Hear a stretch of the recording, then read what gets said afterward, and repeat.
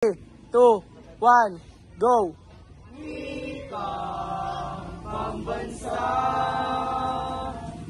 nasaan ka na? Sa puso't diwa,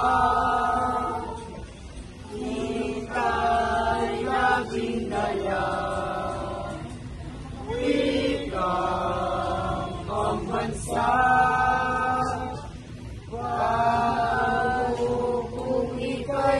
1, 2, 3, 4.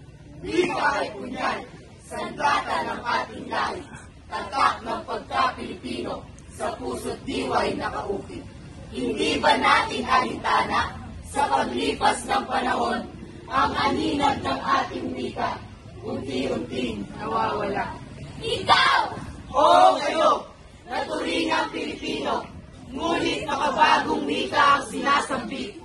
Tila hindi ka nahihiya sa ating mga katutubong walang ginawa kundi panatilihin ang halaga ng ating wika. Mga Pilipino, ano na? Tanong ng balana. Wikang ating pa ba'y ginagamit o sadyang nalilimutan na? Napapansin pa ba ang pahalaga nito? Nalilinaw pa ba talaga natin ang gamit nito? O napapansin lang natin tuwing buwan ng Agosto? Sa panitikan may kita ang kaligtan ng wika.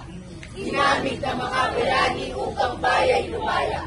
Naging matalim na sandata na tumatago sa puso. Nakakamta ng tunay na pagbabago sa paglinang ito. Ang wika ay hindi lamang sa pagkikapagpunay. Ito rin ay nag-aagit sa balik-aktakan. Sa nalaman ng saisip ay pumapailan lang. Ang wikang Pilipino ay sadyang makaipakinawa. Isingin ang damdaming lakas ng makabayan. Ang napiliin ng wika, pamana ng ating lahi. Panahon na upang itaas muli ang ating bandila. Ibalik ang sigla ng wika sa puso ng bawat isa. Ipagmalaki ang Pilipino sa mundo'y ipakilala. Ating tatandaan na ang wika ay nabilang sa tagumpay ng nakaraan. Kaya huwag natin itong kakalimutan. Sa pagsaw, tayo'y nagkakaisa.